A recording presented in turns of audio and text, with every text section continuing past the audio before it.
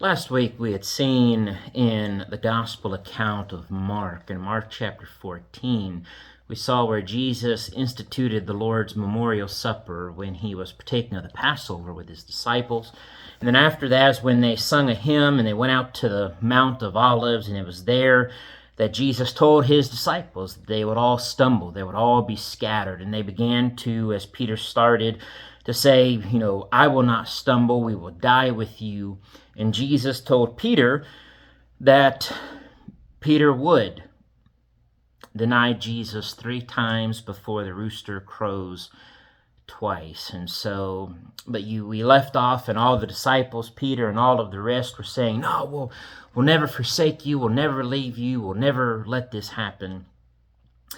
It is then where we pick up today in verse 32, in Mark chapter 14, beginning in verse 32, where then they came to a place which was named Gethsemane. And Jesus said to his disciples, sit here while I pray. And Jesus has already many times told his disciples what's coming. Even in instituting the Lord's Supper, Jesus has told them what's coming. Jesus knows what's coming. And it is not easy.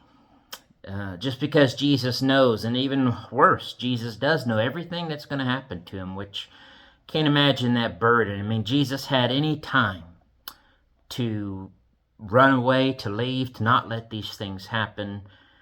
We see him even here in the Garden of Gethsemane praying then verse 33, he took Peter, James, and John with him, and he began to be troubled and deeply distressed. And he said to them, my soul is exceedingly sorrowful, even to death. Stay here and watch. The emotions, the anxiety, the stress of it all was getting to Jesus. Jesus knowing what's coming, and he was not looking forward to it. It was not going to be easy.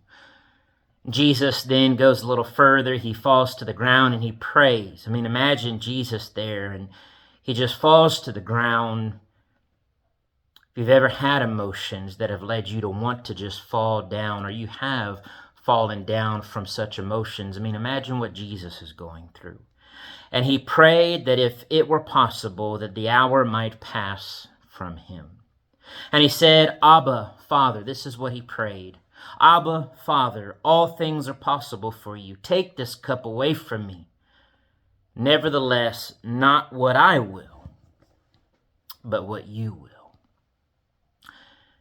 Even when Jesus was praying to the Father to take this cup away from him, make this hour pass away, Jesus still said, not what I will, but your will be done. Then he came and found his disciples sleeping and said to Peter, Simon, are you sleeping? Could you not watch 1 hour? Watch and pray lest you enter into temptation. The spirit indeed is willing, but the flesh is weak.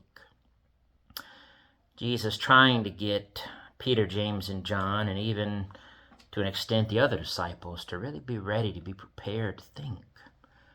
Jesus knows what's coming. Jesus knows the weakness of the flesh. They've already showed the Spirit. They've already showed they love Jesus. They've claimed to not be scattered, but Jesus knows the flesh is weak, which is why you've got to be even more prepared. Again, Jesus went away and prayed and spoke the same words. And when he returned, he found them asleep again, for their eyes were heavy, and they did not know what to answer Jesus. They didn't know what to say. They were sorrowful for him, seeing his agony. Then Jesus came the 3rd time and said to them, are you still sleeping and resting? It is enough. The hour has come. Behold, the Son of Man is being betrayed into the hands of sinners. Rise, let us be going. See, my betrayer is at hand. Jesus knew who was going to betray him. Jesus knew when it was happening. Jesus tells his disciples, I am being betrayed, and here he is. Here he comes. And immediately, while he was still speaking, Judas Iscariot, one of the 12, with a great multitude, with swords and clubs, came from the chief priests and the scribes and the elders. Now his betrayer had given them a signal, saying, whomever I kiss, He is the one. Seize him and lead him away safely." As soon as Jesus had come, immediately Judas went up to him and said to him, "Rabbi, Rabbi," and kissed him, a sign of fellowship and love and friendship. And then they laid their hands on Jesus and took him. And one of those who stood by drew his sword and struck the servant of the high priest and cut off his ear. And Jesus answered even then, even when someone was attempting to maybe fight them off, scare them off, even then Jesus was saying, thinking, "Not what I will." Jesus answered and said to them, have you come out against a robber with swords and clubs to take me? I was daily with you in the temple teaching, and you did not seize me, but the scriptures must be fulfilled. Remember in Matthew's account and the other accounts, Jesus stopped his disciple from using the sword anymore. He even, in the other gospel accounts, we're told he healed that servant of the high priest. But he tells him, he says, "Listen, why have you come out to me with swords and clubs like a robber? You always had time to arrest me, but you never did, but now you are." But Jesus knows the scriptures must be fulfilled. Not what I will, but what God wills, what the scriptures of God say about me. And then notice verse 50, then they all forsook him and fled. We know all but one ran away. Now a certain young man, verse 51, a certain young man, and we're not told any more about, followed Jesus, having a linen cloth thrown around his naked body. And the young men laid hold of him, and he left the linen cloth and fled from them naked. And we know nothing about this guy. Maybe he was a follower of Jesus. Maybe he was just a bystander at the wrong place at the wrong time. We don't know. But this was a very intense time. As they then led Jesus away to the high priest, and with him were assembled all the chief priests and the elders and the scribes.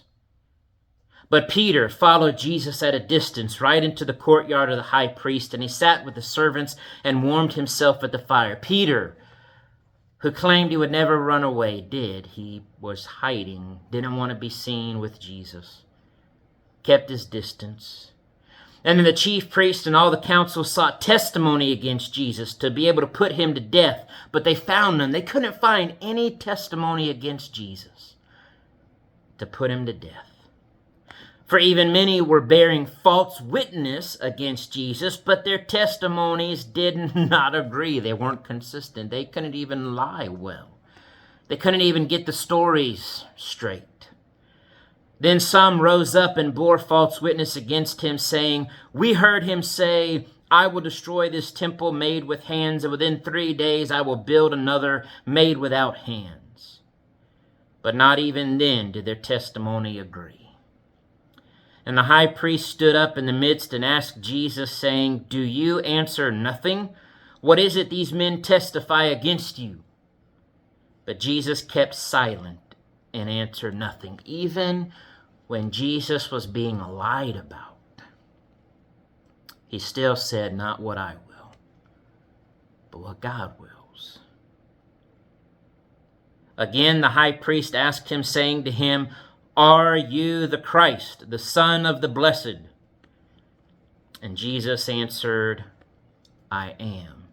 And you will see the Son of Man sitting at the right hand of the power and coming with the clouds of heaven,' he told them. He answered then, and he told them plainly, he told them straightly, 'I am the Christ, the Son of God, and you will see me sitting at the right hand of God and coming with the power of God and the clouds of heaven.'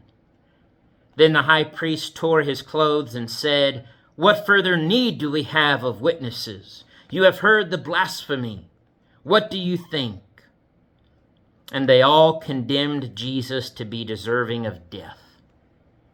Then some began to spit on him, and to blindfold him, and to beat him, and to say to him, 'Prophesy.' And the officers struck him with slaps. They slapped him with the palms of their hands.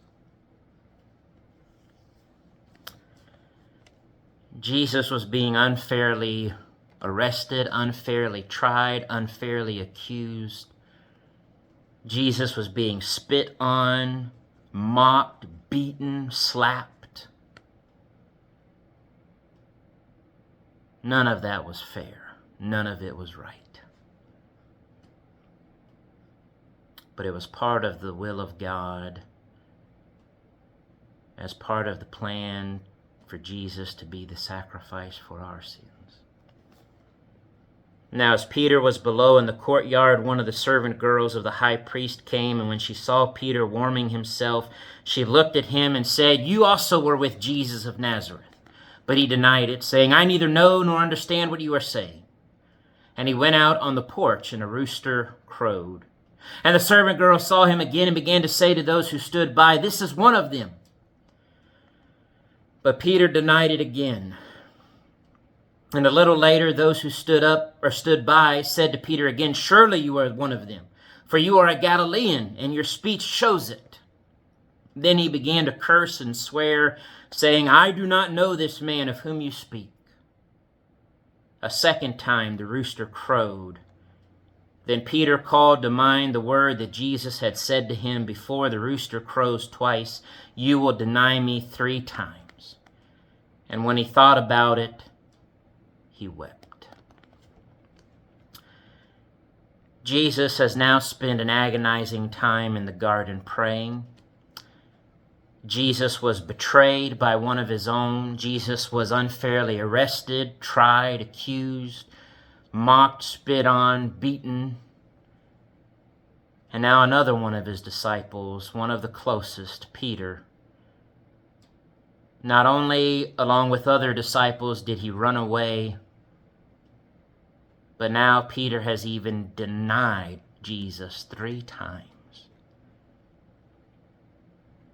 This was a very intense time, a very dark time, a very sad time. So Peter, all he could do was weep. Jesus was now in the hands of the Jews, now at the mercy of the Jews and whatever they would do with him. And next week, Lord willing, we'll see what they do next in handing him over to the Romans. These are the things we need to remember also as we come together on the first day of the week to partake of the Lord's Supper, to remember how Jesus was treated, to remember all the things Jesus suffered for you and I, all so that we could be saved from our sins. Think about it. God bless.